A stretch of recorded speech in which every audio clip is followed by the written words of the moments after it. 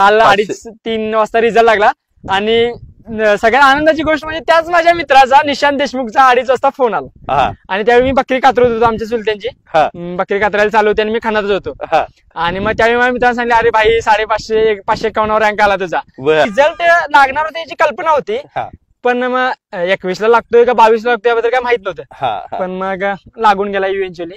पण मग तेच होते की यार की इथं असताना बकऱ्यांच्या सोबतच असताना रिझल्ट लागला हे खूप भारी. मला खूप छान जाताना राधिका भिडच्या समोरून मला फोन चोरीला गेला हाताने काढून घेऊन गेले. ऍक्च्युली आता ही गोष्ट म्हणजे मी घरी आज आई-वडिलांना आणि दादाला सांगितलेलं नाहीये.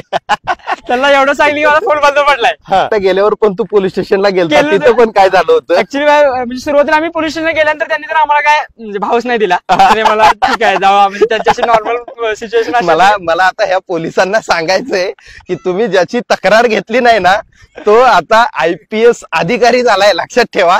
सो तो नेहमी मला म्हणायचा की भाई काय नाही रे तू जसा आता आहे जसा नॅचरल जरी UPSC मध्ये राहिलास भाई त्यांना तुझ्यासारखे टॅलेंटेड मुलं पाहिजेत यार जे की खूप lower rungs of the society मधून आलेत त्यांनी खूप स्ट्रगल केलाय म्हणजे नॅचरल आहे की त्यांनी स्ट्रगल केलाय आणि माझ्या अंगावर पण आता काटे लागलेत. आणि पेपर देऊन आल्यानंतर मला असं कॉन्फिडन्स होतं की यार ऍटलीस्ट सिलेक्शनचं फायनल राहू दे पण ऍटलीस्ट इंटरव्ह्यूचं ते कॉल येईल. आणि नंतर मला समजलं की माझा इंटरव्ह्यूचा कॉल 3 मार्कांना राहिला. सो ज्यावेळी माझा फॉरेस्टचा रिझल्ट लागला 15 दिवस ऍटलीस्ट मी कोम्यामध्ये गेल्यासारखं होतं की म्हणजे ऍटलीस्ट 1 महिना राहिलाय आणि म्हणजे आपल्या देशातल्या एका डिफिकल्ट एक्झामिनेशनचा इंटरव्ह्यू द्यायला चाललोय. कोर्टात वगैरे कसं भगवद्गीता ठेवतात की खरं बोलणार खोटं सांगणार नाही तसं आमच्या धनगर समाजाच्या बाबतीत असं आहे की भंडाऱ्यावर हात ठेवून खरं सांगणार भंडाऱ्यावर हात ठेवला की कोण खोटं बोलणार नाही. बरोबर. मित्रांनो आजचा हा जो इंटरव्ह्यू आहे ना हा माझ्या आयुष्यातला कधीही पुढेही होणार नाही आजपर्यंतही झाला नाही इतका अविस्मरणीय असा इंटरव्ह्यू ठरणार आहे. कारण मी इथं आल्यापासून माझ्या अंगावरचा शहारा जातच नाही. खरं सांगतो तुम्हाला मला काटा फुटलाय अंगावरती तो जातच नाही. त्याचं कारण पण तसंच आहे. काल आपल्या भारताला नव्या अधिकाऱ्यांची फौज मिळाली. त्याच्यामध्ये IPS IAS IRS अशा अनेक अधिकाऱ्यांची फौज आपल्या भारतासाठी सेवेत रुजू होते. त्याच्यामध्ये IPS म्हणून जे तरुण अधिकारी या देशाला मिळालेले आहेत त्याच्यामध्ये कोल्हापूर जिल्ह्यातला कागल गावचा कागल तालुक्यातील यमगे गाव या गावातील बिरदेव सिद्धप्पा ढोणे या तरुणानं जे कमाल केली ना तुम्ही विचारांच्या पलीकडे निकाल लागलाय. बिरदेवला शुभेच्छांचा पाऊस शुभेच्छांचा वर्षाव होतोय. आणि बिरदेव कुठे आहे माहित आहे तुम्हाला? बिरदेव आहे त्याच्या मामांबरोबर या मेंढ्यांच्या वाडग्यावर कर्नाटकमध्ये बेळगाव जवळ असलेल्या त्या माळरानावरती सध्या बिरदेव आपल्या बरोबर आहे. सुरुवातीला बिरदेव तुझं खूप खूप खूप अभिनंदन. आणि सुरुवातीला मी माफी मागतो कारण आज मी तुला इंटरव्ह्यू घेताना तुझं किंवा एकेरी भाषा वापरणार आहे तर त्याबद्दल सुरुवातीला कारण उद्याचा म्हणजे खरं तर तू आज अधिकारी आहेस आणि तू IPS अधिकारी आहे म्हणजे कशीच काहीच कल्पना करवत नाहीये. तुम्ही विचार करा आपला एखाद्या IPS IAS अधिकाऱ्याकडे बघण्याचा दृष्टिकोन काय असतो. आपण त्याच्याकडे ज्यावेळेस बघतो त्यावेळेस एक कुठलं तरी मोठ्या कुटुंबातला त्याची एंट्री होणार ती एखाद्या 4 व्हीलर मधून अगदी हाय पाय गाडीतून अशा पद्धतीचं हे सगळं वातावरण असताना बिरदेवला ज्यावेळेस मी सकाळी फोन केला की बिरदेव मला तुम्हाला भेटायचंय त्यावेळेस त्यांनी मला सांगितलं की सर मी आता माझ्या मामांबरोबर मेंढ्यांकडे आहे. मला शॉक बसला. मी रात्री मुंबईवरून आलो होतो तरी सुद्धा मी ठरवलं जिथं बिरदेव असेल तिथं आपल्याला जायचं. बारामतीचे डॉक्टर चोपडे यांचा मुलगा प्रांजल आहे ते पण अधिकारी आहेत त्यांच्याकडून मला नंबर मिळाला आणि मी बारामतीहून परत थेट निघालो कर्नाटकमध्ये पोहोचलो आणि बिरदेव यांच्याशी आपली भेट झाली. मला हे सगळं ज्यावेळेस मी इथं आलो त्यावेळेस मला सगळं हे आश्चर्य वाटत होतं. बिरदेव आताही मेंढ्यांच्या मागं आहे. मला हा प्रवास नंतर जाणून घ्यायचा बिरदेव. मला तुमच्याकडून सुरुवातीपासून तुमचा बालपणाचा काळ तुमच्या वडिलांचा काळ हा सगळा जाणून घ्यायचा आहे. काय तुमचं बालपण कसं राहिलं तुमची घरची आर्थिक परिस्थिती कशी राहिली? ऍक्च्युली माझे वडील आर्मीसाठी ट्राय करायचे म्हणजे आर्मीमध्ये शिपाई म्हणून भरती व्हायसाठी माझे वडील ट्राय करायचे पण मग वडिलांनी ट्राय केलं पण नंतर एज बार झाले. म्हणजे त्यांच्या सोबतचे मित्र भरती झाले पण वडील एज बार झाले. पण मग आजोबा म्हणाले की बस झाला आता, झालं तुमचं आता, जेवढं ट्राय करायचं तेवढा ट्राय केला, पण मग आता तुम्ही चला बकरी राखायला. मग पप्पा शिकले त्यावेळी 10वी पास झाले होते पप्पा. मग पप्पा बकरी राखायला आले, म्हणजे आजोबा बकरी राखायला घेऊन आले. मग आजोबांची बहीण म्हणजे मामांची आमची आई, सो मग सोबतच बकरी असायची त्यांची. मग आम्ही लहान असायला म्हणजे पहिली दुसरी मला वाटतं शाळेलाच गेलो नसेल मी मोस्टली. गेलो तरी म्हणजे थोडंफार गेलो तर ठीक, नाही गेलो तर ठीक, की गावाकडे त्यावेळी एवढं काही सिरियसनेस नसायचं नाही, म्हणजे ठीक आहे म्हणजे काय शिक्षक मग काय विचारायचे नाहीत आणि ठीक आहे, मग मोस्टली बकऱ्यातच असायचो. पण मग मला वाटतं की त्यानंतर एक 6वी 7वी पर्यंत आम्ही मोस्टली सुट्ट्यांना वगैरे 2 महिने वगैरे आलो तर बकऱ्यातच असायचो. आणि मग त्यानंतर मात्र बकऱ्यात यायचं मात्र प्रमाण कमी होत गेलं. जसं अभ्यासाची काठीण्यता वाढत गेली तसं आमचं बकऱ्यात यायचं थोडंफार कमी झालं. बरोबर. पण मग ज्यावेळी 8वी मध्ये NMMS ला माझं सिलेक्शन झालं, पण त्याच्या आधीची एक कल्पना आहे की 5वी मध्ये NMMS ला आपलं नवोदयला सिलेक्ट व्हायचं खूप अशी मनात इच्छा होती माझ्या. आणि माझ्या गावातले 2 विद्यार्थी पण झाले होते. पण मग ते खूप दुःख मनाशी होते की यार की म्हणजे मी वर्गात थोडं त्यावरच 1-2 नंबर मध्ये यायचो गावामध्ये आणि मला सिलेक्शन झालं नाही. इतकं वाईट वाटलं की यार की म्हणजे त्यावेळी खूप रडलो मी ऍक्च्युली. आणि माझ्या शिक्षकांना असं वाटत होतं की यार ह्याचं होऊन जाईल, म्हणजे मला सांगलीमधून फॉर्म भरला होता पण माझं झालं नाही. पण मग ते एक मनाशी खूप खेद होता की यार माझं झालं नाही सिलेक्शन. सो मग ती म्हणजे कुठेतरी भरी काढायसाठी 8वी मध्ये NMMS मध्ये माझं सिलेक्शन झालं. त्यावेळी म्हणजे असं वाटलं की यार म्हणजे काहीतरी थोडंफार आपण प्रयत्न केले तर मग होत आहे. आणि पण NMMS ला बसण्यामागचा मेन हेतू होता की पैसे मिळणार होते, म्हणजे ऍक्च्युली की वर्षाला 6,000 म्हणून 4 वर्ष 24,000 मिळणार होते. ते खूप महत्वाचा मेन हेतू होता. पण मग सुरुवातीला माझे आई वडील बकरीच राखायचे, पण जसं आम्ही शिकू लागलो आणि शैक्षणिक मध्ये थोडी चांगली प्रगती करू लागलो, मग तसे आमचे शिक्षक वगैरे वडिलांसारखे शाळेकडे बोलावं लागले की पोरगं तुमचं जरा हुशार आहे, जरा लक्ष द्यायला लागते तुम्हाला, बाकीच्या पोरांच्या नादाला बिदाला लागलं तर जरासं बिघडू शकते. मग पप्पानी काय नाही आमचं ठरवलं आणि बकरी मामांच्यात घातली आमच्या. आणि आई आणि बाबा दोघं पण गावाकडे शिफ्ट झाले 8वीला वगैरे 7वी 8वीला वगैरे. मग त्यानंतर मग एक एकर शेती वगैरे आहे आमची. मग आई वगैरे रोजंदारी कामाला वगैरे जायचे शेतात वगैरे दुसऱ्याच्या, आणि वडील मग शेती वगैरे करायचे. पण मग त्यानंतर मग 8वी नंतर 8वी 9वी 10वी माझं गावाचं शिक्षण झालं जय महाराष्ट्र विद्यालय MG मध्ये. आणि प्राथमिक शिक्षण पण जिल्हा परिषदच्या शाळेमध्ये झालं 7वी पर्यंत. त्यानंतर 10वी मध्ये मग 96% पडले मला. आणि मग आतापर्यंत म्हणजे की मला त्यावेळी 10वीला 96% पडल्यानंतर राजेंद्र तरडांचं पण लेटर आले होते. त्यावेळी ते आय थिंक शिक्षण मंत्री वगैरे काहीतरी होते. हा, सो मग ते आमच्या गावातल्या मुख्याध्यापकांना खूपच भारी वाटलं की यार म्हणजे आतापर्यंत कोणती कधी शाळेला मिळालं होतं की शिक्षण मंत्र्यांचं कधी काय लेटर येते का काय म्हणते कधी. मग ते शाळेत अजून आमच्या फाईलला मला ओरिजिनल पण नाही दिलं त्यांनी मला त्याची कलर कॉपी दिली की असं ते शाळेच्या रेकॉर्डला म्हणून.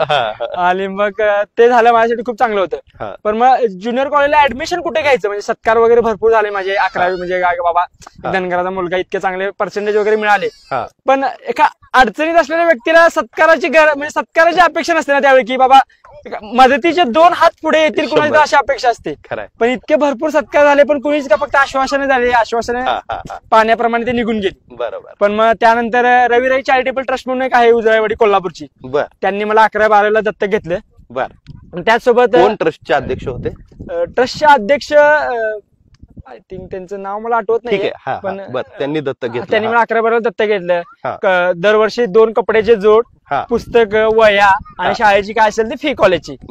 आणि त्याचसोबत MSCBचे त्यावेळी मला वाटतं एक्झिक्युटिव्ह इंजिनियर होते राजेंद्र हजारे म्हणून, आणि सबऑर्डिनेट इंजिनियर्स असोसिएशन म्हणून कोल्हापूर ताराबाई पार्क मध्ये त्यांची असोसिएशन आहे. तर त्या असोसिएशन थ्रू मला त्यांनी 11वी आणि 12वीला पण हेल्प केली. आणि त्या राजेंद्र हजारे सरांनी स्वतःवर रिस्क घेऊन स्वतः ऍज अ गॅरेंटर बनले माझ्यासाठी की एज्युकेशन लोन साठी. आणि मग 12वी झाली माझी. राजेंद्र हजारे. आणि 12वीची माझी बोर्डची एक्झाम झाली आणि मला ऍक्च्युली CETची प्रिपरेशन करायची होती, पण काही गंध वगैरे नव्हता मला. म्हणजे प्रिपरेशन करायचं होतं पण मग करायचंय तर मग करायचं कसं याचं काही माहित नव्हतं. सो तो मी गंध सोडून ठेवला आणि 11-12ला शिवराज विद्यालय ज्युनियर कॉलेज मुरगुड मध्ये, जे माझ्या गावापासून 3-4 किलोमीटर होतं. रोज सायकलनं वगैरे जायचं. सो मग ते झालं. आणि मग आता मला असं वाटत होतं की यार माझं मॅथ्स खूप चांगलं होतं, की मॅथ्स मला खूप भारी आवडायचं. 10वीत मला मॅथ्सला 100 पण पडले होते आणि मॅथ्स खूप आवडायचं मला. सो मग बायो मला ऍक्च्युली मला बायोला म्हणजे असं म्हणायला नाही पाहिजे ऑन रेकॉर्ड, पण ऍक्च्युली मला पण इंटरेस्ट नव्हता आणि टीचर पण तसेच भेटत गेले. ऍक्च्युली बॉटनीच्या मॅडम खूप चांगल्या होत्या, आमच्या गावालाच मॅडम होत्या, पण ते माझ्या आवडीच्या बाहेर होतं आणि दुर्लक्ष होत गेलं. म्हणजे ते कसं की खूप जास्त एकाच्या गोष्टीची आवड आणि एखाद्या गोष्टीला आवड नव्हती. मग सो ते झाले की मग 12वी नंतर सीईटीला 162 मार्क पडले आणि पुण्याच्या कॉलेज ऑफ इंजिनिअरिंग मध्ये माझं ऍडमिशन झालं 2016 मध्ये. अच्छा. सो 2016 मध्ये ऍडमिशन झाल्यानंतर मला कॉर्पोरेट सोशल रिस्पॉन्सिबिलिटी म्हणजे CSR थ्रू की फाउंडेशन फॉर एक्सलन्स आणि कॅल्सॉफ्ट इंडियाने 2 स्कॉलरशिप मला दिल्या. बर. आणि मग त्यातून माझ्या कॉलेजचा सगळा खर्च निघू लागला. त्यासोबत मी कमवा आणि शिका योजनेअंतर्गत कॉलेजच्या स्कॉलरशिप सेक्शन मध्ये काम करू लागलो. बर. म्हणजे विद्यार्थ्यांच्या स्कॉलरशिपचे फॉर्म छाननी करणे. मग ते मला रोज एका तासाला 60 रुपये द्यायचे. अच्छा. सो मग माझ्या कॉलेजच्या फी सोबत माझ्या जेवणाचा आणि कॉलेजची जर हॉस्टेलची फी खूप जास्त होती आमच्या. म्हणजे ऍक्च्युली शासकीय कॉलेज होतं पण ऑटोनॉमस झाल्यामुळे खूप जास्त फी वाढली होती, भरपूर फी वाढली होती. मग आमच्याला ते आमच्यासारख्या किशाला परवडणार नव्हतं. सो मग आपण शिकवून वगैरे ते भागवायचं. म्हणजे ते माझा एक होता की यार की आता घरच्यांवर किती ताण टाकायचं. अगदी खरं. सो मग मी स्वतः कमावून शिकाय जेवढं रोज 2-3 तास जमेल तेवढा अभ्यास म्हणजे काम करायचो. त्यातनं म्हणजे 200-300 रुपये मिळायचे रोज ते. मग इंजिनिअरिंगच्या 3rd इयरला लास्ट इयरला असताना आमच्या कॉलेजमधून त्यावेळी 2018ला 19ला समजा इकडे तिकडे 17 विद्यार्थी सिलेक्ट झाले युपीएससी मध्ये. बर. सो मग ते एक होतं की यार की म्हणजे आणि त्यांचे सिलेक्शन झाल्यानंतर आमच्या कॉलेजच्या मेन ऑडीमध्ये थोडं फेलिसिटेशन सेरेमनी वगैरे होता. आणि मग विद्यार्थी सांगताना ऐकायचे की मी इकडचा आहे तिकडचा आहे. मग त्यांना ऐकल्यावर असं वाटायचं की यार हा होऊ शकते तर म्हणजे आपण का नाही, सिमिलर सोशिओ इकॉनॉमिक बॅकग्राऊंड आहे आणि म्हणजे सेम कॉलेजलाच आहे, माझ्यापेक्षा कमी CGPA होता तर तो करू शकतोय तर मग आपण काय करू नाही शकत. आणि मग इंजिनिअरिंगच्या 3rd इयरला वगैरे असताना इंजिनिअरिंग कुठं college of engineering Pune COEP. So इंजिनिअरिंगच्या 3rd इयरला वगैरे असताना मी NCERTची पुस्तकं वाचायला चालू केली. पण मग त्यावेळी इतकं इंग्लिश का माझं चांगलं नव्हतं. म्हणजे इंग्लिश कसं आहे टेक्निकल इंग्लिश होतं. ओके. पण मग ह्युमॅनिटीच्या सब्जेक्ट मधलं तर तो गंध नव्हता आपल्याला. BA म्हणजे पॉलिटी, इकॉनॉमी, हिस्ट्री, सोसायटी, जॉग्राफीचा वगैरे. पण मग मी त्यावेळी इंग्लिश वाचायचो आणि इंग्लिश मधल्या शब्दांचा मराठीमध्ये काय अर्थ आहे तो मी तिथे लिहून घ्यायचो. अच्छा. मग 3rd इयर माझं तसंच निघून गेलं की म्हणजे NCERT वाचायचं, त्यातलं त्यांचं मराठी अवघड शब्दांचा मराठी शब्द लिहून घ्यायचं.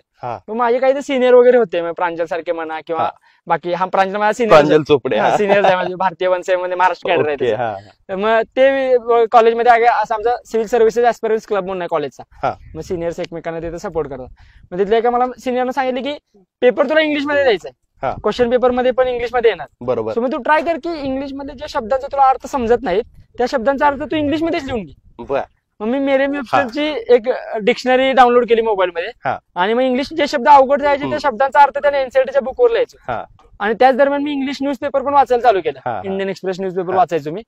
सो मग ते न्यूजपेपर वाचणं, कधी कधी इंग्लिश मूव्ही इतकं जमलं नाही मला बघायला, माझी रूममेट बघायची ऍक्च्युली, पण मला ते काही जमलं नाही आणि मला ते आवडलं पण नाही.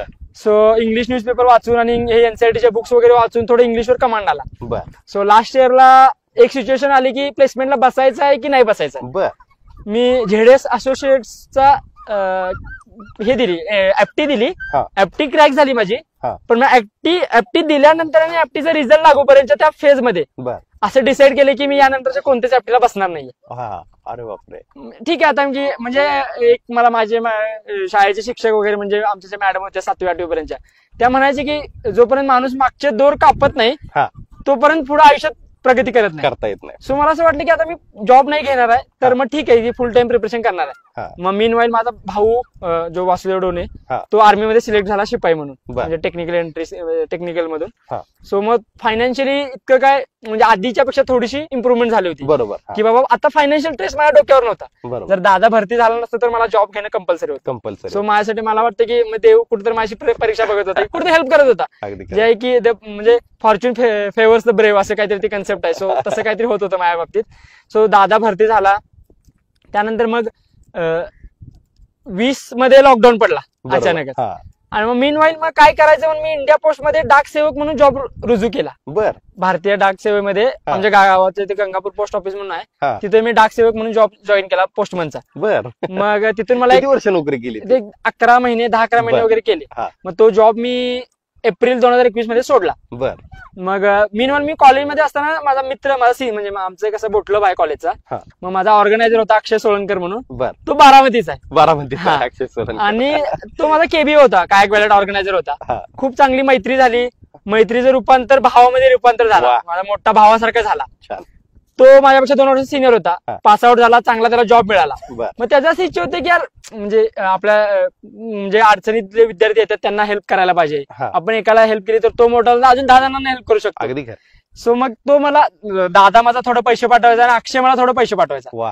सो मग ते एक होते की ते दोन्ही गोष्टी जुळत गेल्या मला. मग मार्च 2021 मध्ये मी जॉब सोडला. एप्रिल 2021 मध्ये मला युपीएससीच्या कोचिंगसाठी जायचं होतं. पण माझा कॉलेजचा रूममेट होता जय पाटील म्हणून मंगळवेढ्याचा, 4 वर्ष माझा रूममेट होता. बरोबर. तो आणि वैभव पिंपरे म्हणून हिंगोलीचा. अच्छा. आणि माझे तिघेही रूममेट कॉम्प्युटर इंजिनिअरचे होते, पण मी सिव्हिल इंजिनिअरिंगचा होतो. सो ते होतं. आणि जयचे आजोबा बीटी पाटील सर म्हणून मंगळवेढ्याच्या एका शिक्षण संस्थेमध्ये प्राचार्य होते. मग त्यांनी आम्ही म्हणजे थोडं घरगुती संबंध पण आमचे झाले होते. आणि जयला पण माझी घरची सगळी परिस्थिती कळाली होती की असा आहे आणि मुलगा इतक्या परिस्थितीतून पण आलाय. मग घरी त्यांच्या माझ्यासारखं डिस्कशन व्हायचं. मग आजोबा प्राचार्य असल्यामुळे त्यांचे एक विद्यार्थी होते पुण्यामध्ये, अजित शहा म्हणून. त्यांची यंत्र हार्वेस्टची कंपनी आहे पुण्यामध्ये, आरटीओ जवळ. मग त्यांच्याकडे बोलणी केली होती की असं एक विद्यार्थी आहे आणि त्या विद्यार्थ्याला कधी फायनान्शियल गरज पडली तर तुला मदत करावी लागेल म्हणून. मग त्यांनी पण काही सरांचा शब्द नाही पाडला. आणि ज्यावेळी मी आणि जय म्हणजे आजोबांचा नातू आणि मी एकत्र युपीएससी प्रिपरेशन करायला दिल्लीसाठी निघून गेलो एप्रिल 2021 मध्ये. आणि मग अजित शहा सरांनी मला त्यावेळी एका फोनवर 2,35,000 रुपये अकाउंटवर जमा केले. सो मग ते काय नाव त्यांचं? अजित शहा म्हणून यंत्र हार्वेस्ट कंपनी आहे त्यांची पुण्यामध्ये. सो मग ते एक होते की यार आपल्यासाठी भरपूर लोक हेल्प करू लागले आपल्याला, त्याच्यामुळे जबाबदारी वाढली. म्हणजे रिस्पॉन्सिबिलिटी म्हणजे ऍक्च्युली असं होतं की माझ्या घरून मला काहीच ताण नव्हता.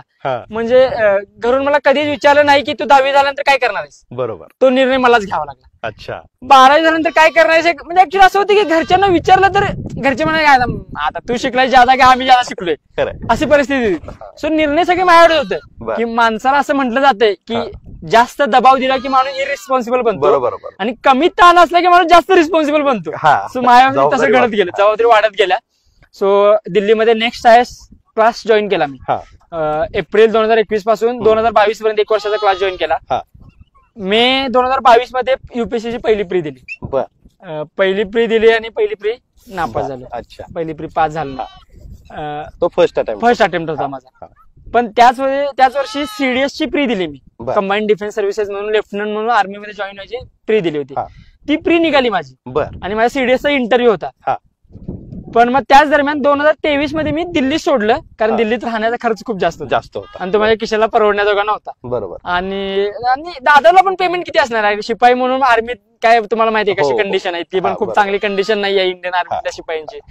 सो दादा मला थोडं पैसे पाठवतात. सो दादाचं पण म्हणणं होतं की आता झालाय क्लास वगैरे पण दिल्लीमध्ये राहून काय करायचं. आणि सगळ्यात वर्स्ट थिंग दिल्ली बाबतीत हे आहे की वातावरण इतकं खराब आहे की भाई नाहीच मॅनेज करू शकत. गरमीमध्ये इतकी गरमी आहे की नाही सहन करू शकत आणि थंडीमध्ये इतकी थंडी आहे की राहूच नाही शकत. आणि आम्ही ऍक्च्युली दिल्लीमध्ये लाईट येऊ नये म्हणजे लाईट बिल येऊ नये आणि 300 युनिट 200 युनिट फ्री असायचे. अरविंद केजरीवालची कृपा होती आमच्यावर.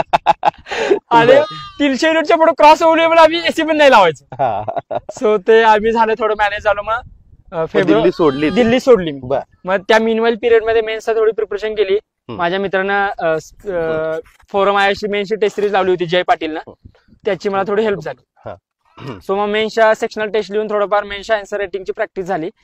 मग फेब्रुवारी 2023 मध्ये ज्ञानप्रबोधिनी पुण्यामध्ये मला ऍडमिशन पाहिजे होते. आणि पण मग ऍडमिशन ज्ञानप्रबोधिनीमध्ये मिळणं म्हणजे खूप कठीण टास्क होता. हो अगदी. आणि तिथली ऍडमिशनची प्रोसेस तिथले विवेक कुलकर्णी सर आणि सविता कुलकर्णी मॅडम ते 2 जण बघतात. आणि म्हणजे असं आहे की त्यांचं स्वतः ते इंटरव्ह्यू घेतात विद्यार्थ्याचा. म्हणजे स्टडी रूमला ऍडमिशन देण्याची त्यांची अनोखी प्रोसेस आहे. त्यांना एखादा विद्यार्थी पटला तरच ऍडमिशन देणार. तिथे वशिला वगैरे काय चालणार नाही की म्हणजे तुम्ही एकदा सरांना पटलं तर ऍडमिशन नाही तर नाही. मग माझे सिनियर म्हणजे प्रांजल चोपडे म्हणा माझा सिनियर होता, आशिष पाटील, प्रतीक फाळके, सुमित साळके वगैरे, सौरभ देशपांडे वगैरे माझे सिनियर लायब्ररीमध्ये होते. सो माझं असं म्हणणं होतं की आता सिनियर आहेत. आणि सीव्हीपीच्या मुलांचं कसं आहे की एक 4 वर्ष त्याच मुलांच्या मध्ये राहिल्यानंतर एक आयक्यू डेव्हलप होतो. नंतर असं होतं की बाकीच्या मुलांच्या मध्ये थोडं मिक्सअप होणं डिफिकल्ट होऊन जातं. बरोबर. मग थोडं वाटलं की यार सिनियर आहे, थोडं मार्गदर्शन पण करतील. प्रांजलला सांगितलं की यार थोडं तू बोल सरांशी. मग प्रांजल सरांशी बोलला थोडं विवेक कुलकर्णी सरांशी. आणि मग सरांनी भेटायला मला बोलवलं. मग माझं प्रीचं वगैरे मार्क प्रोबेबल त्यावेळी रिझल्ट लागला नव्हतं कारण युपीएससी असं आहे की प्री आता दिली की पुढच्या वर्षी रिझल्ट लागतो. मग सरांनी मला विचारलं, मग सरांनी मला ऍडमिशन दिलं. ऍडमिशन दिल्यावर मला खूप भारी वाटलं कारण सगळे मला विचारायचे की भाई तुझी प्री वगैरे क्लिअर नाही झाली तरी सरांनी तुला कसं काय ऍडमिशन दिलं. मग मला ऍक्च्युअली त्यावेळी काहीच कळलं नाही. मग मी सरांना म्हणायचे काय माहित राव कसं काय ऍडमिशन दिलं, मला सरांनी काय माझ्यात बघितलं काय माहित नव्हतं. सो 2000 मग माझा सीडीएसची जी मी प्री दिली होती त्याचा इंटरव्ह्यू माझा एप्रिल 2023 मध्ये होता. आणि माझी युपीएससीची प्री मे 2023 मध्ये होती. बर. म्हणजे मला थोडं कन्फ्युजन क्रिएट झालं की यार काय करायला पाहिजे, काय नाही करायला पाहिजे, जायला पाहिजे नाही जायला पाहिजे. हो हो कारण इंटरव्ह्यू एसएसबीचा इंटरव्ह्यू म्हणजे मुलं त्यासाठी आयुष्य वाया घालवतात. बरोबर. आणि माझ्या हाताची संधी आलेली आणि मला संभ्रम होता की जायचंय की नाही जायचं. मग मी आमच्या त्या सविता कुलकर्णी मॅडम होत्या, त्यांना म्हणजे आम्ही त्यांना ताई म्हणतो आवडीने. आणि मग ताईंना वगैरे भेटायला गेलो की त्या सायकोलॉजी मध्ये त्यांची पीएचडी आहे. बर. मग त्यांना भेटायला गेलो आणि माझी सगळी परिस्थिती सांगितली की असं झालंय असं झालंय. मग ताईंनी मला त्यावेळी सांगितलं की मला आता ह्या सिच्युएशनला असं दिसतंय की तुझी युपीएससीची प्री निघते. वा. सो तू डिसाईड कर की जायचं की नाही जायचं. बर. कारण तू गेलास तर तुझे ते जायचे यायचे 2-4 दिवस, जर स्क्रीनिंग झालास तर ते पुढचे 5 दिवस, 10 दिवस गेले. आणि तो क्रिटिकल पिरियड होता. एप्रिलच्या एंड मध्ये माझा इंटरव्ह्यू आला होता. सो म्हणजे हा निर्णय म्हणजे तुझ्या आयुष्यातला सगळ्यात मोठा निर्णय होता.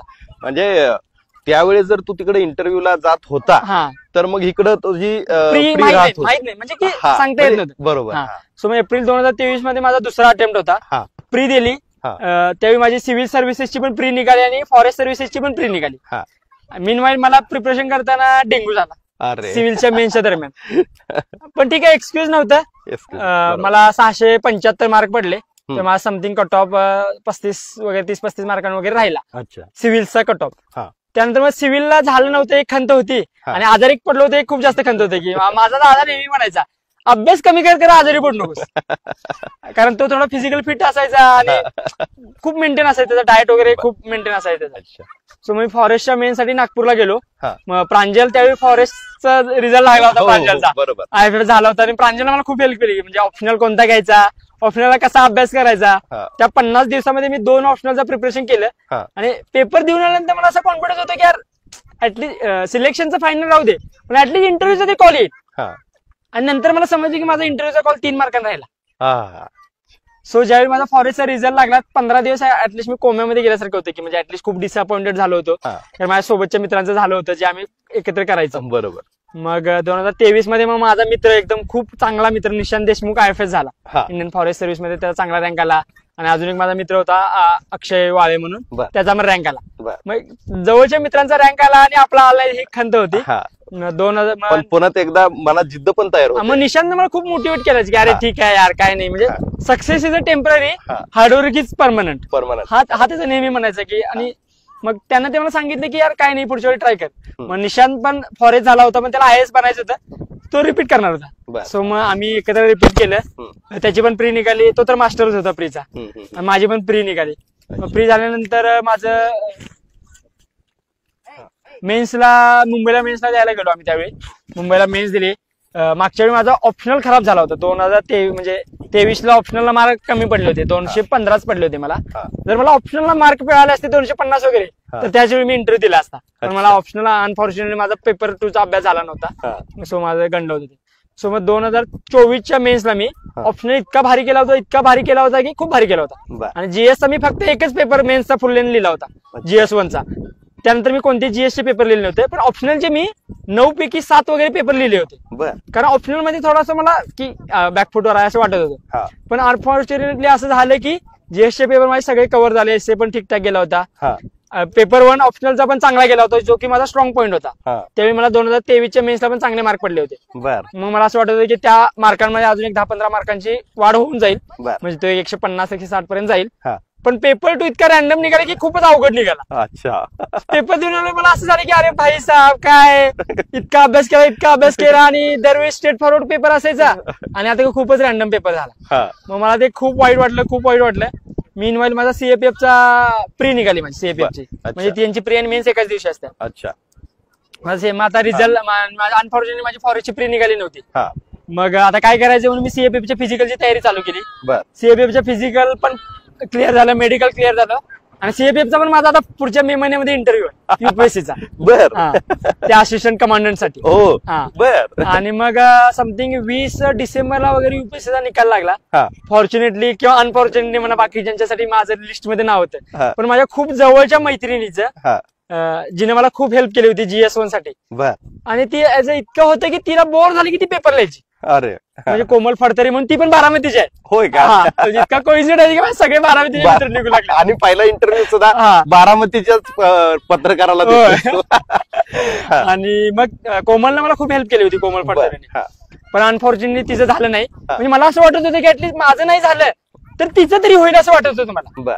पण मग तिचं अनफॉर्च्युनेटली नाही झालं. खूप वाईट वाटलं मला, कारण मेन शेवटी आम्ही सोबत वगैरे राहिलो होतो, खूप हेल्प केली होती, ग्रुप डिस्कशन केलं होतं मी. आणि निशांचं पण झालं नाही, मग ते पण खूप वाईट वाटलं होतं.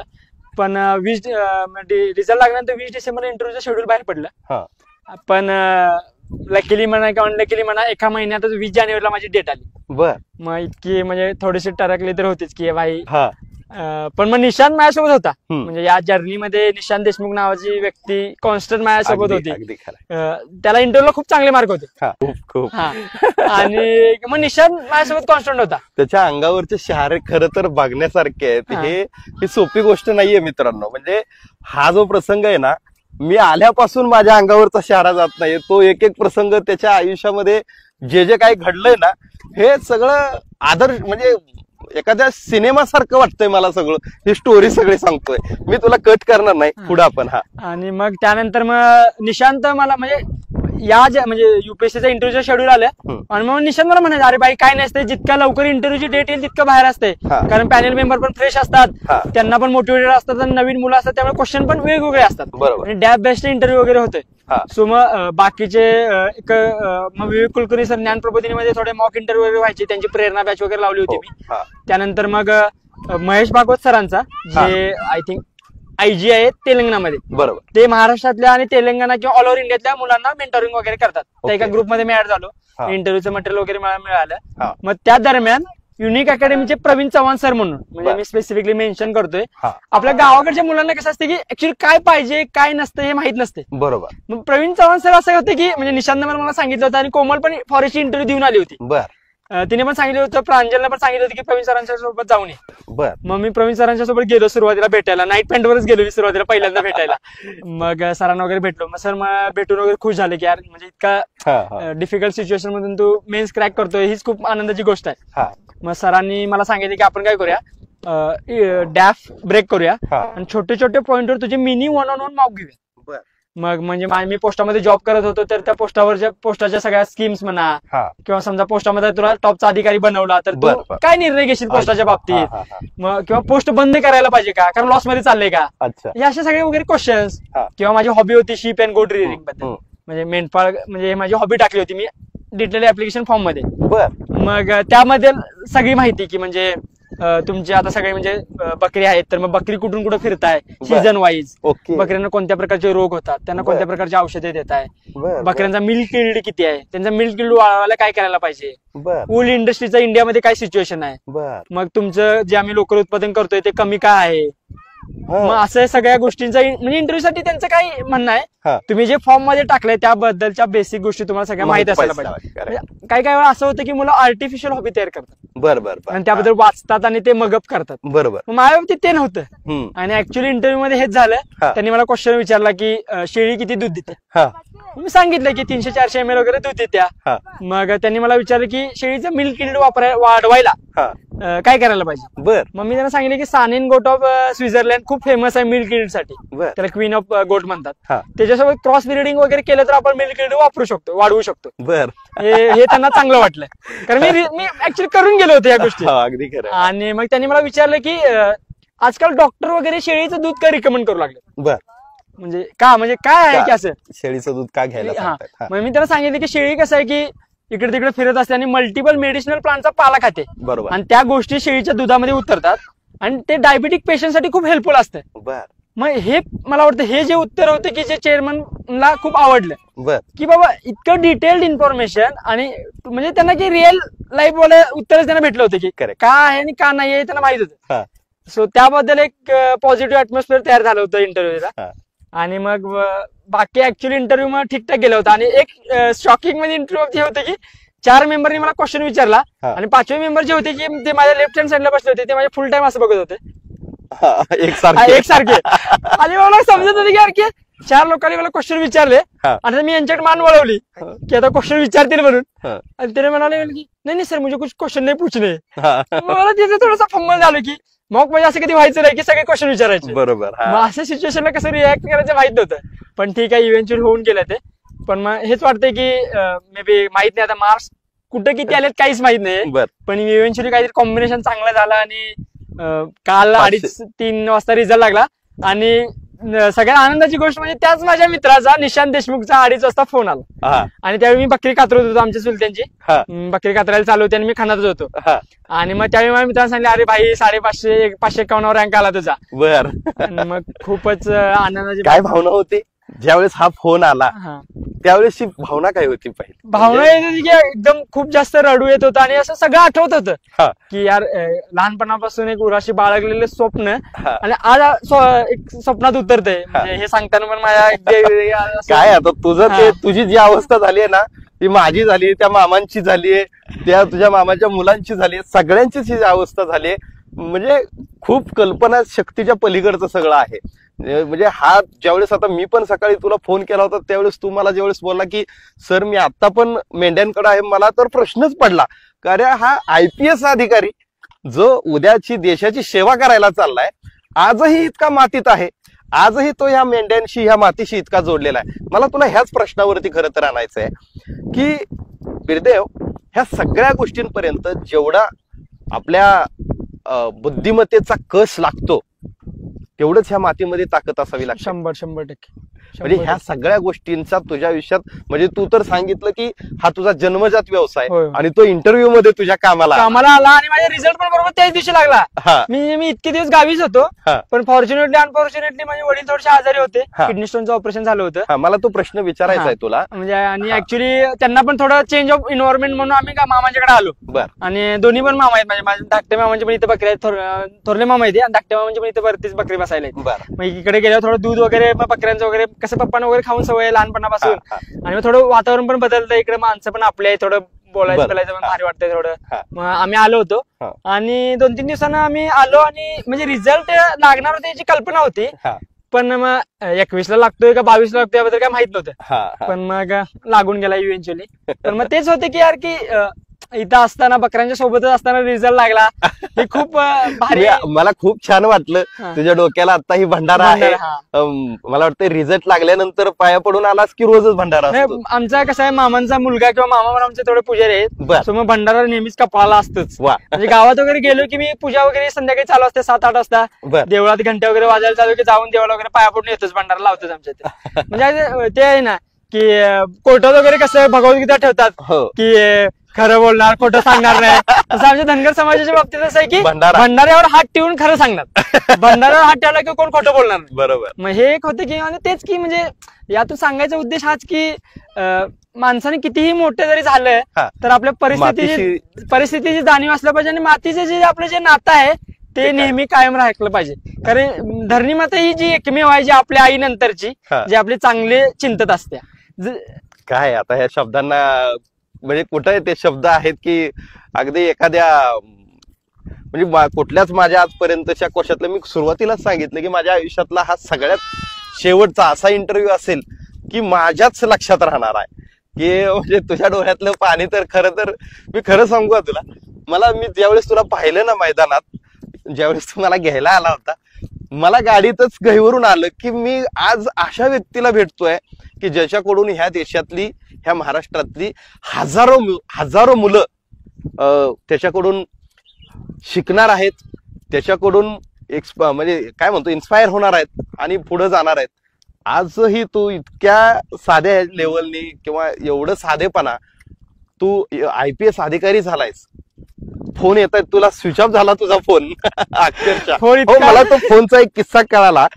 तो फोनचा किस्सा काय होता की आता हा फोन पण तुझा नाहीये स्वतःचा, काय विषय येतो नेमका? काय झालं की मी इंटरव्ह्यू नंतर मी ज्ञानप्रबोधीला अभ्यासाला असताना रात्री 11 वाजता अभ्यास करून जाताना राधिका भिडच्या समोरून मला फोन चोरीला गेला, हाताने काढून घेऊन गेले. ऍक्च्युली आता ही गोष्ट म्हणजे मी घरी अजून आई-वडिलांना आणि दादाला सांगितलेलं नाहीये. त्यांना एवढं सांगितलं की मला फोन बंद पडलाय. आणि माझा एक मित्र मयूर जोडके म्हणून तो बीडचा आहे. अच्छा. सो तो म्हणाला की माझ्यावर दुसरा फोन आहे आणि हा फोन तू वापरू शकतोस. आणि त्यावेळेस असं होतं की यार की थोडं म्हणजे CFFचा पण माझा इंटरव्ह्यू होता पण माहित नव्हतं. आता UPSCचं कसं आहे की खूप अनसर्टन आहे की म्हणजे पण यावेळी इंटरव्ह्यू देऊन आल्यानंतर मला एक अशी फिलिंग होती की काहीतरी होऊन जाईल. फोन चोरीला गेल्यावर पण तू पोलीस स्टेशनला गेला, तिथं पण काय झालं होतं? ऍक्च्युली म्हणजे सुरुवातीला आम्ही पोलीस स्टेशनला गेल्यानंतर त्यांनी तर आम्हाला काय म्हणजे भावच नाही दिला. मला ठीक आहे जावा, म्हणजे त्यांच्याशी नॉर्मल सिच्युएशन. मला आता ह्या पोलिसांना सांगायचंय की तुम्ही ज्याची तक्रार घेतली नाही ना तो आता IPS अधिकारी झालाय, लक्षात ठेवा. अर्थात हा गमतीचा भाग आहे, परंतु काय प्रसंग आहे बघा तुम्ही. आज मित्रांनी उभा केला, आई वडिलांचं कष्ट, पै पाहुण्यांची साथ, मातीशी इतकं जोडलेलं नातं, आपल्या व्यवसायाशी इतकं प्रामाणिक असणारा माणूस. म्हणजे आजही भंडाऱ्याचं महत्व काय, IPS झाला असलं तरी काय झालं, अरे माझ्या कपाळाचा भंडारा ही माझी ताकद आहे. म्हणजे जशी हिंदू धर्मात भगवद्गीता ही सर्वोच्च मानली जाते, तसं धनगर समाजामध्ये भंडारा ही सर्वोच्च गोष्ट आहे. भंडारा आला संपला विषय. म्हणजे किती इतकं ग्राउंड वरती कोणी असतं का, तो पण एखादा UPSC क्रॅक केलेला माणूस. आणि मग म्हणून मला माझं पाय जे सकाळी थांबले नाहीत ना, मी मुंबईवरून आलो तरी पण मी म्हटलं की आज बिरदेवला भेटायचंय. बिरदेव कर्नाटकात असू दे नाही तर केरळ असू दे, मी गाडी चालू केली आणि निघालो. मला सार्थक माझ्या खरं तर आयुष्याचं झाल्यासारखं वाटतं की आपण अशा एका व्यक्तीला भेटतोय की तुझ्यासारख्याकडून माझ्यासारख्याला एक खूप प्रेरणा मिळते की आपण किती मातीशी म्हणजे एक निष्ठ असावं, किंवा आपले प्रयत्न किती येणाऱ्या काळात सुद्धा, म्हणजे भले आता आम्ही ह्या गोष्टी करू शकत नाही, पण मला ज्या क्षेत्रात करिअर करायचंय त्याच्यात सुद्धा प्रयत्न हे न थांबणारी गोष्ट आहे. तुझ्याकडून हे म्हणजे अद्भुत आहे सगळं. मला एक महत्वाचा प्रश्न तुला आता विचारायचा आहे. 2 दिवस झालं तुला फोन येत आहेत, म्हणजे कालपासून. आता गावाकडे पण तयारी झाली असेल, गावाकडचे म्हणजे ऍक्च्युली गावाकडचे काही म्हणजे माझ्या शेजारचे असतील, गावातले काही थोर व्यक्ती असतील, त्यांनी म्हणजे जे गावातले जे काही तरुण विद्यार्थी आहेत की जे तरुण मुलं, ते गावाचं चांगलं होईल असं वाटतंय. अरे मला असं का, आता मी जिथं एका ठिकाणी थांबलो होतो, योगायोगानं तो कागलच तालुका होता, त्यांनी असं सांगितलं की IPS किंवा UPSCचा तालुक्यातलाच पहिला तू आहेस तरुण, असं सांगितलं त्यांनी मला. म्हणजे तिथं तुझी चर्चा चालू होती, मी पाण्याची बाटली घेण्यासाठी थांबलो होतो. तालुक्याचं पण नाव रोशन झालंय. अर्थात तुला आता केडर कोणता आवडेल? ऍक्च्युली असं कसं आहे की मी आता सगळं डिसाईड करायचं आपल्या हातात असतं. टू बी ऑनेस्ट, म्हणजे ऑल इंडिया सर्व्हिसेस मध्ये जातोय, घेणार, नक्की घेणार. मला वाटतं हे इथलंच दूध ना शेळ्यांचं. आता तू शेळ्यांच्या दुधाचं एवढं महत्व सांगितलंय आणि मावशींनी एवढं गरम करून आणलेलं दूध आहे शेळ्यांचं, आपण घेऊयात. आणि हे शेळ्यांचं दूध घेत आजचा हा इंटरव्ह्यू. मला वाटतं मी खूप लहानपणी शेळ्यांचं दूध पिलं होतं, त्याच्यानंतर आता मला वाटतं तू जे सांगितलं त्याचं महत्व परत सुरू करावं लागेल. 100%. ऍक्च्युली मला कॉलेजमध्ये असताना आमच्या एका सरांनी बोलून घेतलेलं की तू बघ काहीतरी रिसर्च पेपर वगैरे पब्लिश करतोस का बघ या गोष्टीवर, की म्हणजे थोडंफार तुमच्या कशा असते घोंगडी थोडी रफ लागतात, त्यामुळे तुमचं मार्केट नाहीये आणि थोडं दुधाला तुमचा वास येतोय, मग या गोष्टीवर थोडं रिसर्च वगैरे करतोस का बघ तू. पण मग या गोष्टीनंतर मला असं समजून आलं की हा वास कसा आहे की मातीमध्ये शेळ्या वगैरे जे लघवी करतात ना त्याच्यामध्ये बसल्यामुळे हा वास येतोय. अच्छा. सो मग फिरतं जे आहे ना, मग काही आम्हाला काही वाटत नाही ते वासाचं. म्हणजे आम्हाला कसं ते आता रुटीन मला काहीच वाटलं नाही, लहानपणापासून कधीच काय वाटलं नाही की वास येते वगैरे काहीच नाही. म्हणजे आता मामाच्या सोबत आम्ही दूध पिळायला वगैरे जाणं म्हणा, किंवा काही पण केव्हा मटण कट करताना म्हणा, किंवा मटण खाताना म्हणा, कधीच काय वाटलं नाही आम्हाला. पण मग बाकीच्या लोकांसाठी असं होतं की वास महत्वाचा नाहीये, की पण त्यामध्ये ते मेडिसिनल प्रॉपर्टीज आहेत ते महत्वाचे आहेत. मग त्या गोष्टीला आपण महत्व दिलं पाहिजे, बाकीच्या गौण गोष्टींच्याकडे दुर्लक्ष करायला पाहिजे. बरोबर. मला आता तेच आहे की येणाऱ्या काळामध्ये आता ट्रेनिंगचं मोस्टली जुलैमध्ये वगैरे फाउंडेशन कोर्स लबासनाला जॉईनिंग होईल. अच्छा. आणि मग तिथून त्यानंतर मग डिसेंबर मध्ये वगैरे नॅशनल पोलीस अकॅडमी हैदराबाद मध्ये ट्रेनिंग IPS ट्रेनिंग चालू आहे. हो. आणि परत ट्रेनिंग ऑफिसर म्हणून मग तुमचं 1-1.5 वर्ष केडर कुठलं मिळतं ते बहुतेक सरकारच ठरवतं की मोस्टली आमच्याकडून प्रिफरन्सेस मागून घेतात ते.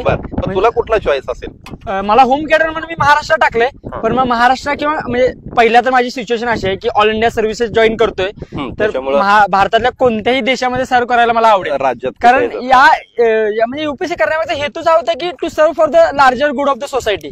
म्हणजे जे की आपण सहन केलंय, म्हणजे कसं असतं की लोकांना काय वाटत, लोक आता आपल्यासारख्या साध्या लोकांची काय अपेक्षा असते की यार एखाद्या ऑफिसमध्ये गेलो तर त्यांचं इतकंच म्हणणं असते की यार माझं काहीतरी ऐकून घ्यावं कोणतरी. त्यावेळी माझा मोबाईल चुरला गेला होता माझं असं म्हणणं होतं की आता ठीक आहे मग म्हणजे मला एवढं आता का मिळाला पण माझं ऐकून तरी घ्या परिस्थिती चालते की ऐकून तरी घ्या. मग त्यानंतर पण मग दुसऱ्या दिवशी मात्र माझा मित्र होता मयूर जोडकेंनी इकडे तिकडे वगैरे त्याचे थोडे जरा कॉन्टॅक्ट पीआर रिलेशन जरा चांगले आहेत त्याने फोन करून वगैरे मग आम्हाला थोडंसं गेलं मग आम्ही सरळ तिथे भेटलो मग आम्ही थोडी दाद घेतली मग त्याने आमची FIR वगैरे जाणून घेतली मग त्या पोर्टलवर वगैरे अपलोड केला पण तो अजून काय भेटला नाही मोबाईल पण ठीक आहे त्यांची काही चुकी नाहीये कारण चोरट्याने काय केलं असेल काय माहित नाही त्याचं. पण मग हेच आहे की म्हणजे शासकीय लोकांचं एवढंच म्हणणं असतंय की यार आम्हाला काहीतरी ऐकून घ्या काहीतरी दाद द्या.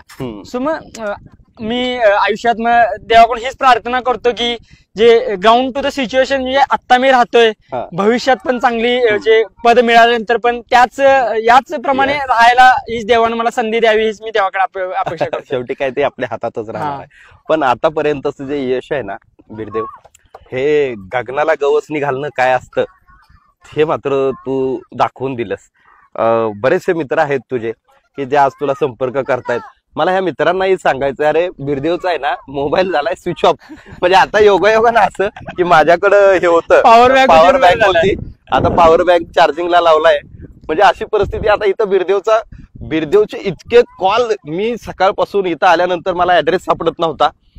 आता इथं ह्या बेळगावमध्ये आलो माळ रानाचा परिसर मी कसा तरी इथं पोचलो आणि बिरदेवचा मोबाईल स्विच ऑफ झाला. एवढी गंमत झाली पण योगायोग होता की मी अतिशय मनापासून भेटायला आलो. हेच म्हणजे आपली भेट झाली तर हेच होते की तुम्ही खूप मनापासून भेटायला आला होता आणि भेट तेच असते की म्हणजे आपण किती इंटेन्सिव्हली एखाद्या गोष्टीसाठी इच्छा करत असतोय म्हणजे ती गोष्ट आपल्याला भेटत राहते. म्हणजे तुमच्या बाबतीत छोट्या क्षणासाठी काय असं ना माझी भेट होणं ही तुमची खूप बॉटम ऑफ द हार्ट पासून इच्छा होती किंवा माझी इच्छा काय होती की बाई UPSC मध्ये मला सक्सेस मिळवायची आहे ती माझी खूप बॉटम ऑफ द हार्ट पासून इच्छा होती. मग ते असते ना की डेस्टिनी तुम्हाला ट्राय करत राहत्या की तुम्हाला तुमच्या डेस्टिनी पर्यंत पोहोचायचं. सो मग त्याच गोष्टी असतात की काय मला तर खरं मला असं कधीच होत नाही की माझे इंटरव्ह्यू याच्या अगोदरच्या बऱ्याच वेळा माझे प्रश्न कधी थांबत नाही.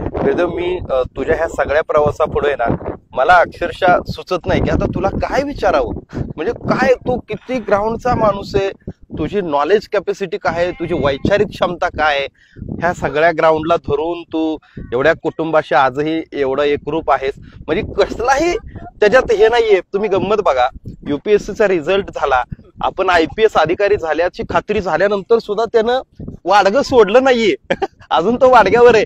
मी म्हटलं अजून किती दिवस मला तेच सांग ना आता लोक तुला बोलवणार आहेत सत्कार करायचा आहे शुभेच्छा द्यायच्यात तुला कधी लोकांसाठी उपलब्ध ऍक्च्युअली तर जायचं तर होतं पण मग गावातले थोडे त्याचे तरुण की त्यांना असं वाटतं की गावातल्या काही विद्यार्थ्यांनी किंवा आजूबाजूच्या गावातल्या विद्यार्थ्यांनी तुझ्याकडून प्रेरणा घेऊन परत अभ्यासाला चालू करावं. सोबत तुझं जे सेलिब्रेशन आहे ते गावाचं सेलिब्रेशन बनवू दे थोडं अर्थात बाकीच्या त्या मुलांना पण तुझ्याकडून प्रेरणा होऊ दे. आणि माझा अभ्यास करण्यामागचा पण हेतू हाच होता म्हणजे मी संकुचित वृत्ती घेऊन अभ्यास चालू केला होता. म्हणजे टू बी ऑनेस्ट की माझं असं होतं की ऍटलीस्ट मी थोडाफार सक्सेसफुल झालं तर माझ्या समाजातली थोडं माझी मुलं जे अजून ज्यांना अजून शिक्षणाचा गंध पण नाहीये ती मुलं माझ्याकडे बघून ऍटलीस्ट थोडंफार शिकतील तरी. पण माझा आता हे भेटल्यानंतर असं वाटतं की फक्त माझा समाजच नाहीये की जे मागासलेले सगळे जे विद्यार्थी आहेत आदिवासी आहेत किंवा SC मधले लोक आहेत किंवा अजून मागासवर्गीय आहेत किंवा की जे मराठा समाजामधले किंवा जे ओपन कॅटेगरी मधले ते आर्थिकदृष्ट्या जे दुर्बल लोक आहेत की जे की ज्यांच्याकडे स्वप्न आहे पण बाकीचे सिच्युएशन त्यांना सपोर्ट करत नाही रोखून ठेवतात. त्यामुळे मला विद्यार्थ्यांना एवढं सांगायचंय की तुमचे जे प्रयत्न आहेत तेच तुम्हाला पुढे घेऊन जाणार आहे. अगदी खरं आहे. माझी पण परिस्थिती तुमच्यासारखीच होती माझी परिस्थिती एका शब्दात काय आहे तर थांबायचं नाही रिगाड्या थांबायचं नाही अजिबात थांबायचं काय यार हे सगळं स्वप्न होत असतंय ह्या सगळ्या गोष्टी. आणि आता सत्काराची वगैरे सगळी तयारी होईल म्हणजे रविवारी मिरवणूक गावाची काढायची असे प्लॅनिंग चालू आहे. मग तू रविवारी सकाळीच गावाला आहे अशी गावाला सगळ्यांची एक इच्छा आहे. मग आता इतकं आपल्यासाठी करतायचं त्यांच्या इच्छेला आपण मान दिला पाहिजे. सो मग आता तोपर्यंत इथंच राहायचा प्लॅन आहे आपला. तरी आता हे मामा लोकांना ह्यांना माहितीये का तू केवढा साहेब झालाय ते त्यांना मी फक्त असं ऍक्च्युली सकाळी मला बेळगावच्या SPचा फोन आला होता भीमाशंकर सरांचा की येऊन ऑफिसला भेट देऊन जाऊया.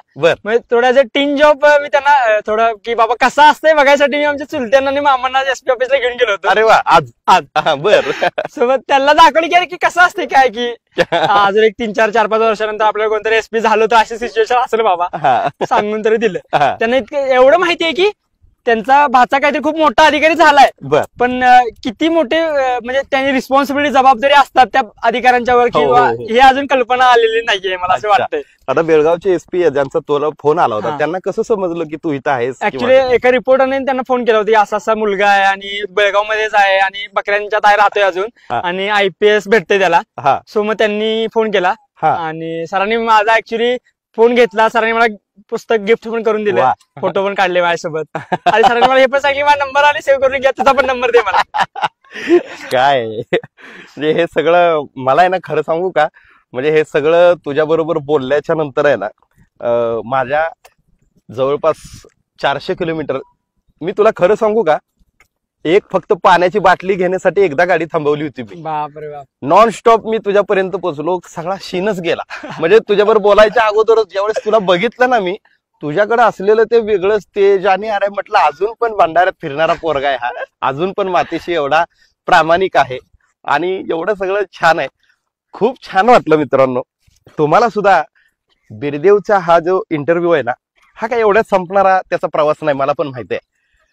पण काही गोष्टी अशा असतात की बिरदेवला मीच ऐकत राहिलो, मला तर त्यांनी प्रश्न विचारायची संधीच दिली नाही. तुम्ही पण ऐकत राहणार आहात हे पण मला माहिती आहे. पण ह्या सगळ्या गोष्टी होत असताना बिरदेव सारख्या तरुणांची आज त्यानं एक स्वतःच्या बाबतीत एक गोष्ट बोलून दाखवली की मला लोकांच्या प्रती जे काही करायचंय ते थोडक्यात ज्यावेळेस ऍज प्रोफेशनल जबाबदाऱ्या तो स्वीकारेल त्यावेळेस खऱ्या अर्थानं लोकांची सेवा त्याची सुरू होणार आहे. अर्थात ज्यावेळेस रिझल्ट लागला तेव्हापासूनच ती जबाबदारी वाढली, पण अजून ट्रेनिंग आहे, बाकीच्या गोष्टी आहेत. पण त्यानंतर मात्र त्याला या देशासाठी काय करायचं हे देखील त्याने बोलून दाखवलं. मित्रांनो, बिरदेव ढोणे याचा हा जो प्रवास आहे ना, हे तुम्हाला कसा वाटला हा जरूर नक्की तुम्ही कमेंट करून सांगणार आहात, त्याबद्दल अजिबात दुमत नाहीये. पण बिरदेव सारख्या किंवा आपण म्हणतो की बिरदेवनी सांगितलं, खरं आता मी त्याच्यात अधिकचं काही सांगणं गरजेचं नाही. जर तुमच्यामध्ये इच्छाशक्ती असेल ना तर तुम्हाला कोणीही थांबवू शकत नाही, फक्त तुमची कष्ट करण्याची तयारी असायला पाहिजे. बिरदेव म्हणतो थांबायचं नाही गाड्या, थांबायचं नाही. बिरदेव बद्दल नक्की कमेंट कराल, शुभेच्छा द्याल. आणि हो बिरदेव, सुरुवातीलाच मी पण सॉरी म्हणतो, कारण मी शोधत, तू तर बघितलं मी पण नाईट पॅन्ट वर आणि असाच होतो, कारण मी मुंबईवरून आलतो, चेंज केला आणि बसलो आणि ठरवलं म्हटलं जाऊयात. मी तुला एक फुल पण देऊ शकलो नाही, पण मी अंगत ते घड्याळ दे. हे जे घड्याळ आहे ना, हे आता जस्ट घेतलेलं आहे, हे माझ्याकडून तुला जसं आहे तसं तुला आवडेल ना आवडेल, पण ही माझ्याकडून छोटीशी भेट. वास्तविक पाहता ही पण खरं तर मला आलेली भेटच होती, पण ह्याच्यापेक्षा माझ्या आयुष्यात दुसरं काय नसणार आहे. पण हे माझ्याकडून एक छोटीशी भेट, म्हणजे हे 2च दिवस झालं घेतलेलं आहे, ती पण भेट आलेलं आहे. तर ही माझ्याकडे आलेली भेट आहे ना, ही मी तुला देऊन टाकली. म्हणजे टू बी फ्रँक मी सरांच्या सिच्युएशन मध्ये असतो तर मी कधीच मला गिफ्ट आलेली गोष्ट कधीच दुसऱ्याला दिली नसती. म्हणजे टू बी ऑनेस्ट माझ्याकडे आता खरं सांगू का, हे घड्याळ ह्या माळामध्ये तुझा रिझल्ट लागल्याच्या नंतर मी पहिली मुलाखत घेतली याचाही मला अभिमान आहे. आणि हे फार ते काही महागडी वस्तू वगैरे नाही, नक्कीच नाही, पण मला आता खरंच द्यायला तुझ्याकडे काही नाही. पण मी घड्याळ का द्यायचं ठरवलं माहितीये का, ज्याला वेळेची किंमत कळते, ज्याला प्रत्येक क्षणाची किंमत कळते, युपीएससी क्रॅक करणं ही सोपी गोष्ट नाहीये. तुमचा एक एक मिनिट महत्वाचा असतो. त्याने ज्या 2-3 सिच्युएशन सांगितल्या की अशा परिस्थिती होती की मला इकडं इंटरव्ह्यू पण आहे आणि परत इकडं प्री पण आहे, त्यावेळेस काय निर्णय घ्यायचा, म्हणजे एक एक मिनिटाचा निर्णय हा आयुष्याची दिशा ठरवणारा होता. म्हणून ती वेळ समजली पाहिजे, त्या वेळेचं महत्व समजलं पाहिजे आणि प्रत्येक गोष्ट ही वेळेत केली पाहिजे हे दाखवलं.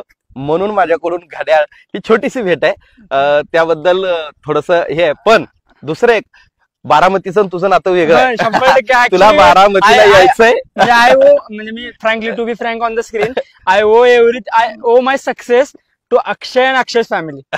टू बी फ्रँक की म्हणजे अक्षयने मला खूप म्हणजे असं मला म्हणजे जाणीव नाही करून दिली की अक्षय माझा भाऊ नाहीये. बरोबर. कधीच अक्षय म्हणा किंवा अक्षय सोलनकर. अक्षय सोळंकर आणि त्यांच्या मिसेस पण ऐश्वर्या वहिनी बरं. त्या ऍक्च्युली आता सध्या बेंगलोरला शिफ्ट झाल्यात. हा. पण मला ऍक्च्युली सख्या धीरासारखी वागणूक दिली त्यांनी. वा वा. सख्या एकदम सख्या धीरासारखी. मी कधी गेलो माझे कपडे धुतले, मला जेवायला मी परत येताना डबा घेऊन दिला मला जेवण. वा वा. मला म्हणजे दरवेळी माझी फ्री झाल्यानंतर मेन झाल्यानंतर माझ्यासोबत जेवायला यायचे ते. अरे वा. म्हणजे अक्षयने कधी पैसे नाही पाठवले तर वहिनी अक्षराला न सांगता मला पैसे पाठवायच्या. वा. सो हे खूप म्हणजे आयुष्यात न विसरणारी गोष्ट आहे की म्हणजे 100%. लाईफ लॉंग इंडेप्टेड टू अक्षय वहिनी. बारामतीला सत्काराला यायचंय. 100% ट्रेनिंगला जायच्या अगोदर हो, 100% मी सगळ्यांशी बोलेन हो. आणि सत्काराचं नियोजन नक्की करेल. हो, हो. तुला यावं लागेल. हो. पुन्हा एकदा खूप साऱ्या शुभेच्छा आहेत. Thank you so much. आणि खूप छान वाटलं तुला भेटून. हो. मी आता आहे ना अगदी आता माझ्या आजचा जाताना मी अगदी एक मुक्काम करून जाणार, पण आज मला तुला भेटायचं होतं. भेटलो, खूप छान वाटलं. सगळ्या प्रेक्षकांनाही खूप छान वाटलं असेल. ते कळेल, लोकांना काय वाटलं हे कमेंट मधून हो. कळेल. तर आपण त्यांच्याही कमेंटची वाट बघूयात. आणि अक्षयचा हा जो प्रवास आहे हा थक्क करणारा आहे. मला खूप भारावून टाकलं अक्षयनी, त्याच्या ह्या सर्व कुटुंबियांनी. बिरदेव. आणि सॉरी बिरदेव. अक्षय त्याच्या मित्राचं हा. नाव, त्याच्यामुळे ते आलं. हा. बिरदेवनी. ह्या सगळ्या गोष्टी मला खूप चांगल्या वाटल्या. मी तुमच्यापर्यंत पोहोचवण्याचा प्रयत्न केला. मी अधिकच काहीच केलं नाही. मी फक्त बारामतीवरून बेळगाव पर्यंत पोहोचलो. पण अक्षयचा प्रवास मात्र तुम्हाला एका यशाच्या शिखरावरती पोहोचवू शकतो. त्यामुळं हा सगळा पहा. धन्यवाद.